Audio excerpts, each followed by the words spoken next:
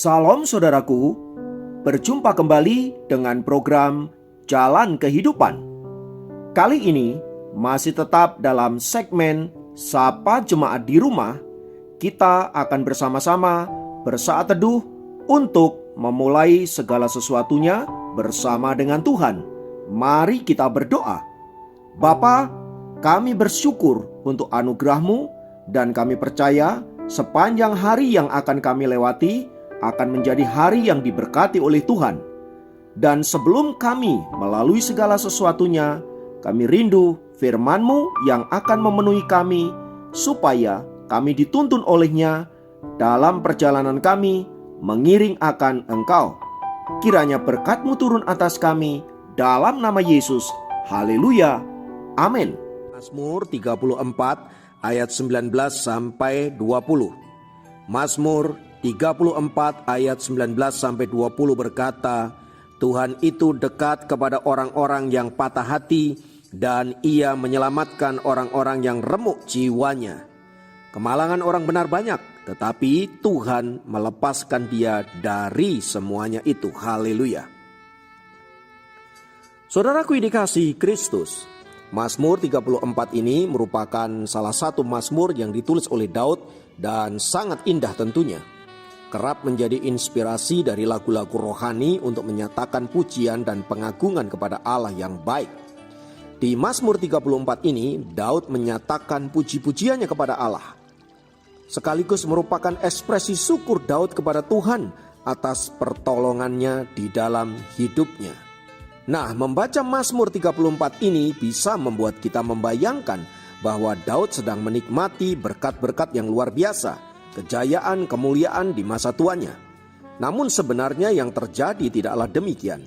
Justru Mazmur 34 ini ditulis pada saat Daud ada dalam kondisi terjepit dalam hidupnya, yaitu ketika ia berpura-pura gila di depan Abimelek saat dia dikejar-kejar oleh Saul untuk dibunuh. Jadi saudara bisa bayangkan posisi Daud waktu menuliskan Mazmur ini, dia ada di dalam sarang musuh-musuhnya. Maka sangat wajar sekali bila dia merasa ketakutan, merasa tertekan, merasa terjepit dan lain sebagainya. Namun kalau saudara membaca Mazmur ini dari ayat 1 sampai 23, saudara akan mendapati bahwa Daud justru menaikkan ucapan syukurnya kepada Allah, menaikkan puji-pujiannya kepada Allah atas perbuatan Allah yang luar biasa. Contohnya di ayat 9 yang berkata, "Kecaplah dan lihatlah betapa baiknya Tuhan itu. Berbahagialah orang yang berlindung kepadanya." Saudaraku, ini merupakan ungkapan hati Daud. Bukan dalam keadaan dia menikmati berkat-berkat yang melimpah. Justru dia ada dalam kondisi tertekan, dalam kondisi tidak berdaya, bahkan ada di sarang musuhnya. Namun dia justru mengagungkan Tuhan dan melihat pertolongan Tuhan yang luar biasa di situ. Nah, saudara-saudara, secara khusus di ayat 1, ini membuat Mazmur 34 menjadi sangat indah sekali. Mengapa? Karena di ayat 1 inilah yang membuat Daud terlihat begitu dahsyat, begitu luar biasa. Sekalipun nyawa Daud sedang terancam sesungguhnya, Daud tetap menyatakan mazmur, pujian, dan ucapan syukur kepada Allah. Tadi saya sudah katakan bahwa posisi Daud dikejar-kejar oleh Saul dan sekarang dia ada di dalam sarang musuhnya. Namun hal yang luar biasa adalah Daud tetap mengucap syukur. Saudaraku yang dikasihi Kristus, mengucap syukur saat kita dalam kondisi diberkati, semua terlihat mudah, semua sepertinya baik-baik saja, adalah hal yang sangat mudah untuk kita lakukan. Namun bila kita mengucap syukur saat situasi sangat sulit, pergumulan begitu berat, dan bahkan kita ada dalam kondisi tertekan, itu yang luar biasa, saudara. Saudaraku, melihat kebaikan Tuhan saat kita ada dalam posisi puncak itu mudah. Mengecap kebaikan Tuhan saat ada di lembah kekelaman itu yang tidak mudah. Namun Daud justru menunjukkan hal itu, di mana dia menaikkan pujian dan syukur. Bahkan dia berkata, "Kecaplah dan lihatlah betapa baiknya Tuhan itu." Ya, justru saat dia berpura-pura gila di hadapan musuhnya karena dia hendak menyelamatkan nyawanya. Dan bagian ayat firman Tuhan yang tadi kita baca secara khusus di ayat 19 dan 20 berkata begitu jelas bahwa Tuhan itu dekat kepada orang-orang yang patah hati dan ia menyelamatkan orang-orang yang remuk jiwanya. Saudara bisa bayangkan, Daud, saudaraku, sudah melakukan hal yang hebat, hal yang luar biasa untuk kerajaan Israel. Namun entah kenapa Saul justru memburunya untuk dibunuh, saudaraku. Artinya tidak ada alasan bagi Saul sebenarnya untuk membunuh Daud. Tetapi Saul telah berketetapan hati untuk menyingkirkan Daud dari hadapannya.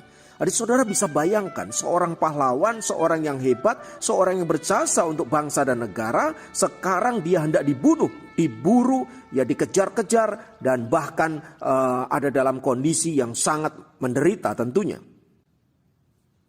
Daud bisa saja komplain kepada Tuhan atas situasi yang dia hadapi. Tetapi luar biasa, dia justru melihat kuasa Tuhan nyata di tengah-tengah situasi yang demikian. Ayat 20 bahkan pernyataan yang menurut saya ini sungguh dahsyat luar biasa. Dikatakan kemalangan orang benar itu memang banyak, tetapi Tuhan melepaskan dia dari semuanya itu. Ini merupakan pernyataan iman saudara-saudara, bahwa Daud menyadari orang baik, orang benar itu tidak selalu semuanya baik-baik saja. Justru orang baik, orang benar seringkali memiliki banyak musuh, seringkali memiliki banyak sekali masalah, seringkali ada dalam kondisi penuh pergumulan, penuh penderitaan. Tetapi yang tidak boleh dilupakan saudara-saudara, bahwa Tuhan menolong mereka dalam segala keadaan mereka. Saudaraku dikasihi oleh Kristus, dari penjelasan di atas, poin yang ingin saya sampaikan adalah bersyukur kepada Tuhan tanpa harus menunggu keadaan kita menjadi lebih baik dulu. Itu adalah hal yang luar biasa. Bagi orang dunia, hal ini tidak masuk akal. Bagaimana mungkin di tengah situasi yang sedemikian kritis, Daud bisa menyatakan bahwa Tuhan itu baik?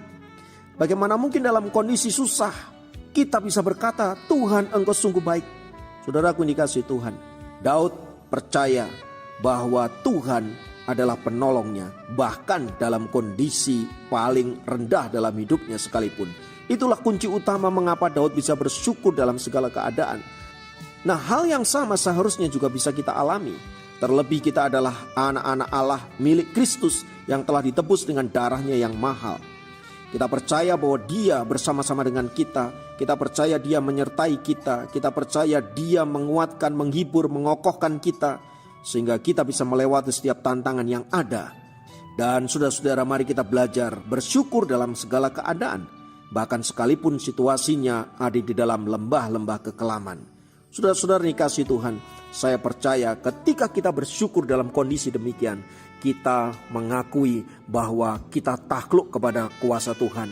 Kita percaya sepenuhnya, pasrah bahwa Tuhan sanggup mengerjakan perkara-perkara luar biasa bagi hidup kita.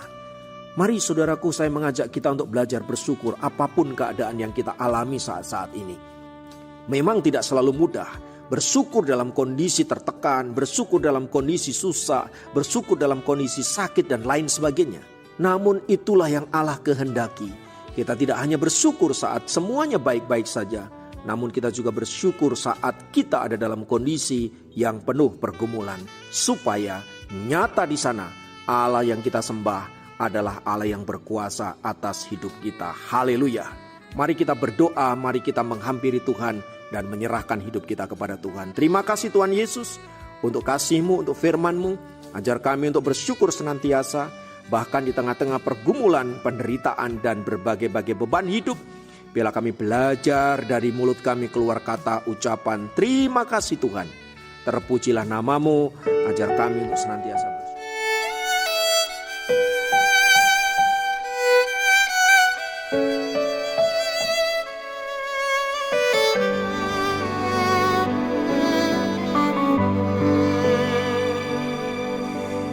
Ini aku, semua milikku, ku serahkan padamu Tuhan.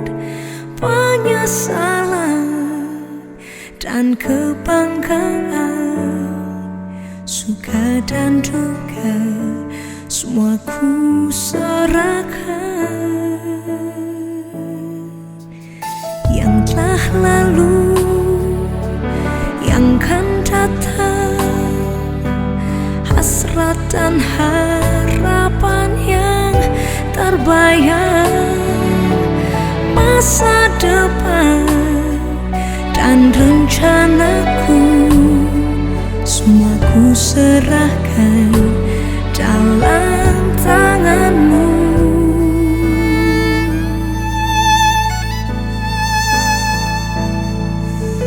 Ku persembahkan hidupku kepadamu, Tuhan, untuk kemuliaan-Mu.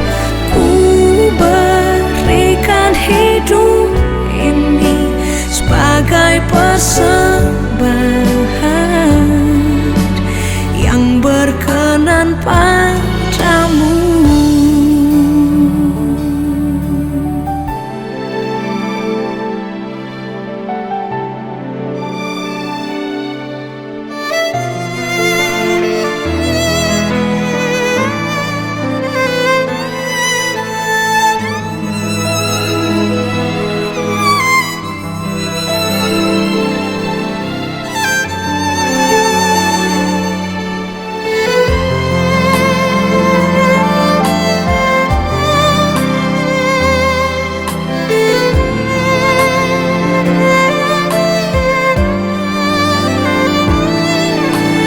Yang telah lalu, yang kan datang, hasrat dan harapan yang terbayang, masa depan dan rencanaku, semua ku serahkan dalam tangan-Mu.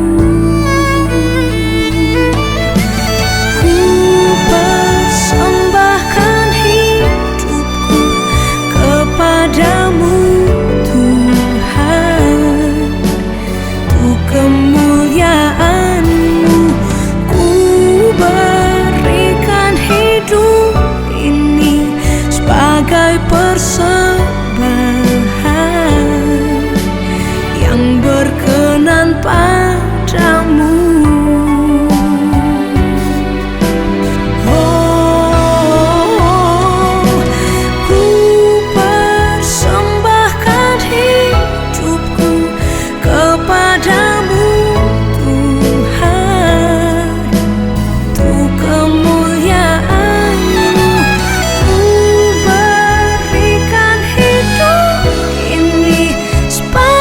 Persembahan